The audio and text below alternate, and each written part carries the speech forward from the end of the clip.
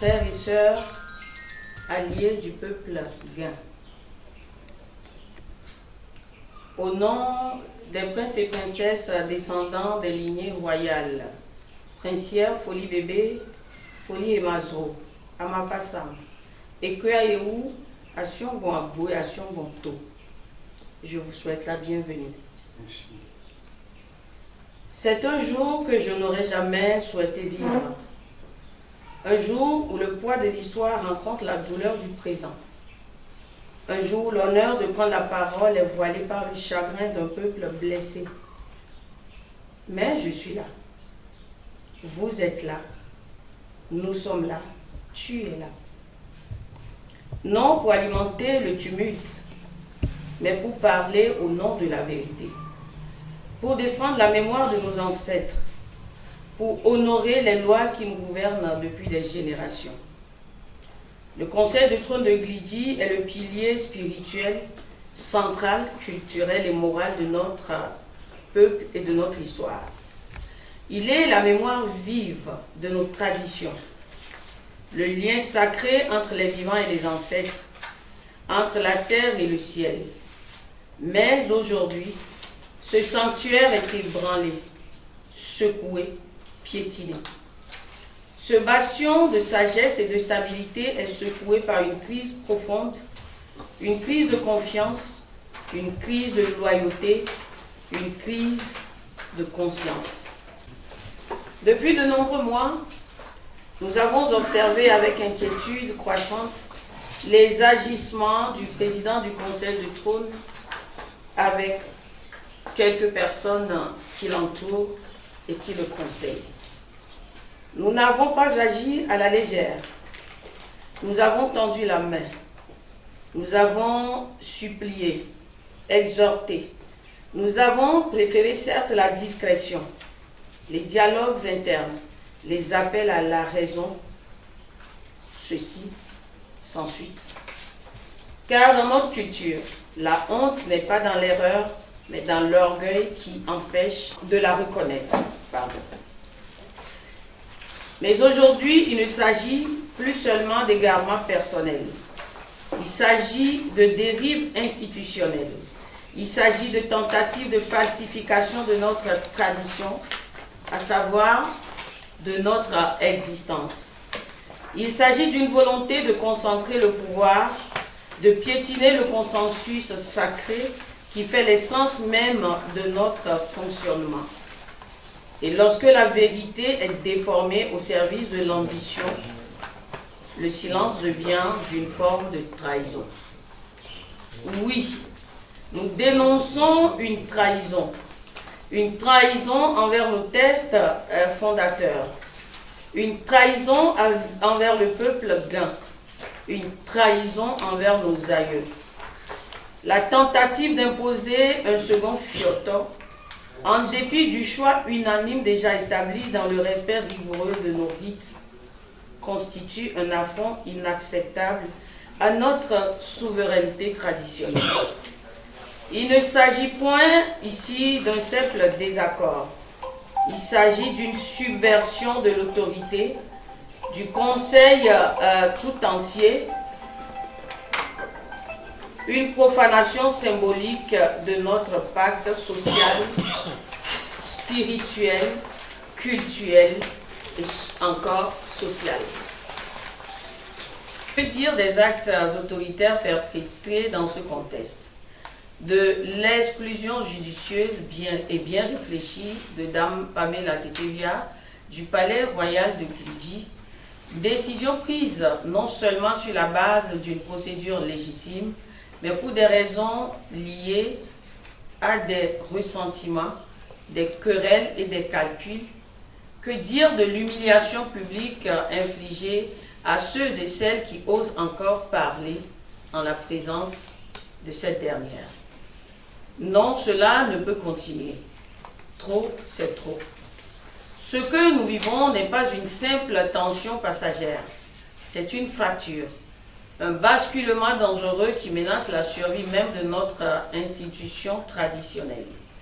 Et face à cette dérive, nous avons le devoir sacré de nous lever, de dire non, de redresser le flambeau de la tradition que nous a légué nos ancêtres.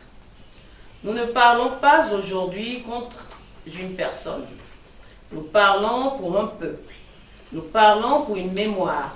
Nous parlons pour nos enfants afin qu'ils héritent d'un trône digne, stable, fidèle, fiable à son essence.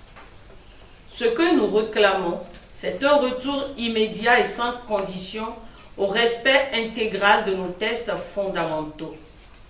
C'est la fin des abus de pouvoir. C'est l'annulation de toutes les décisions prises en violation des règles de délibération collective.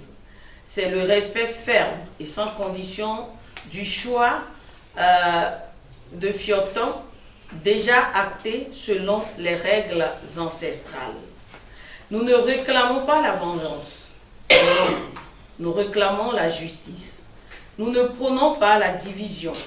Nous appelons à la réconciliation, à la solidarité, la paix, celle qui commence par la vérité. Nous ne sommes pas des fauteurs de troubles, bien loin de cela. Nous sommes les gardiens vigilants de l'ordre ancestral. À vous, médias, nous demandons de rapporter avec fidélité la gravité de la situation. À vous, chefs et dignitaires silencieux, nous lançons un appel. Le moment de la neutralité est passé. Chaque silence devient un consentement tacite. Et à vous, fils et filles de Glidji, nous tendons la main. Rejoignez-nous dans cette démarche de restauration, non dans la violence, mais dans la fermeté du droit coutumier. Et notre avenir dépend du courage que nous aurons aujourd'hui de défendre l'essentiel, que nos ancêtres nous donnent la clairvoyance, que la justice triomphe sur le tumulte, que la lumière de Glidji continue de briller sur les générations et des générations. Je vous remercie. Frères et sœurs, alliés du peuple Guin, au nom des princes et princesses descendants des lignées royales, princière Folie Bébé, Folie Emazro, Amapasam, Ekweayewu, Asion-Gonabou et Asion-Gonto, je vous souhaite la bienvenue. C'est un jour que je n'aurais jamais souhaité vivre. Un jour où le poids de l'histoire rencontre la douleur du présent. Un jour où l'honneur de prendre la parole est voilé par le chagrin d'un peuple blessé. Mais je suis là. Vous êtes là. Nous sommes là. Tu es là. Non pour alimenter le tumulte, mais pour parler au nom de la vérité. Pour défendre la mémoire de nos ancêtres, pour honorer les lois qui nous gouvernent depuis des générations. Le Conseil de trône de Glidji est le pilier spirituel, central, culturel et moral de notre peuple et de notre histoire. Il est la mémoire vive de nos traditions, le lien sacré entre les vivants et les ancêtres, entre la terre et le ciel. Mais aujourd'hui, ce sanctuaire est ébranlé, secoué, piétiné. Ce bastion de sagesse et de stabilité est secoué par une crise profonde, une crise de confiance, une crise de loyauté, une crise de conscience.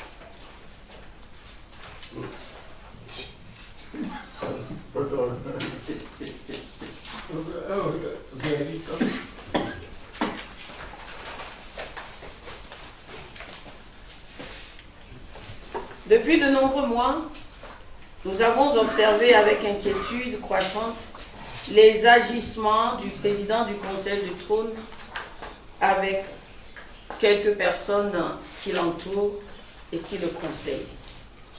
Nous n'avons pas agi à la légère. Nous avons tendu la main. Nous avons supplié, exhorté. Nous avons préféré certes la discrétion, les dialogues internes, les appels à la raison, ceci sans suite. Car dans notre culture, la honte n'est pas dans l'erreur, mais dans l'orgueil qui empêche de la reconnaître. Pardon. Mais aujourd'hui, il ne s'agit plus seulement d'égarements personnels. Il s'agit de dérives institutionnelles. Il s'agit de tentatives de falsification de notre tradition, à savoir de notre existence. Il s'agit d'une volonté de concentrer le pouvoir, de piétiner le consensus sacré qui fait l'essence même de notre fonctionnement. Et lorsque la vérité est déformée au service de l'ambition, le silence devient une forme de trahison. Oui, nous dénonçons une trahison envers nos textes fondateurs, une trahison envers le peuple gain, une trahison envers nos aïeux. La tentative d'imposer un second fiotto, en dépit du choix unanime déjà établi dans le respect rigoureux de nos rites, constitue un affront inacceptable à notre souveraineté traditionnelle. Il ne s'agit point ici d'un simple désaccord. Il s'agit d'une subversion de l'autorité, du conseil tout entier, une profanation symbolique de notre pacte social, spirituel, culturel et encore social.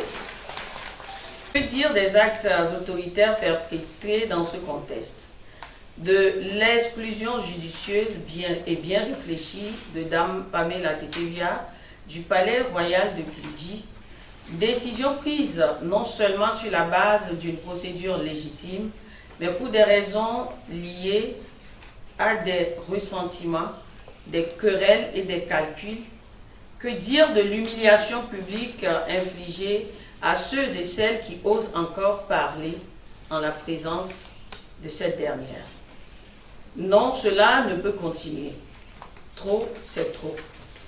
Ce que nous vivons n'est pas une simple tension passagère, c'est une fracture, un basculement dangereux qui menace la survie même de notre institution traditionnelle. Et face à cette dérive, nous avons le devoir sacré de nous lever, de dire non, de redresser le flambeau de la tradition que nous a légué nos ancêtres. Nous ne parlons pas aujourd'hui contre une personne. Nous parlons pour un peuple. Nous parlons pour une mémoire. Nous parlons pour nos enfants afin qu'ils héritent d'un trône digne, stable, fidèle, fiable à son essence. Ce que nous réclamons, c'est un retour immédiat et sans condition au respect intégral de nos textes fondamentaux. C'est la fin des abus de pouvoir. C'est l'annulation de toutes les décisions prises en violation des règles de délibération collective. C'est le respect ferme et sans condition du choix de fiotto déjà acté selon les règles ancestrales. Nous ne réclamons pas la vengeance. Non. Nous réclamons la justice. Nous ne prônons pas la division. Nous appelons à la réconciliation, à la solidarité, la paix, celle qui commence par la vérité. Nous ne sommes pas des fauteurs de troubles, bien loin de cela. Nous sommes les gardiens vigilants de l'ordre ancestral. À vous, médias, nous demandons de rapporter avec fidélité la gravité de la situation. À vous, chefs et dignitaires silencieux, nous lançons un appel. Le moment de la neutralité est passé. Chaque silence devient un consentement tacite. Et à vous, fils et filles de Glidji, nous tendons la main. Rejoignez-nous dans cette démarche de restauration, non dans la violence, mais dans la fermeté du droit coutumier. Et notre avenir dépend du courage que nous aurons aujourd'hui de défendre l'essentiel, que nos ancêtres nous donnent la clairvoyance, que la justice triomphe sur le tumulte, que la lumière de Glidi continue de briller sur les générations et des générations. Je vous remercie.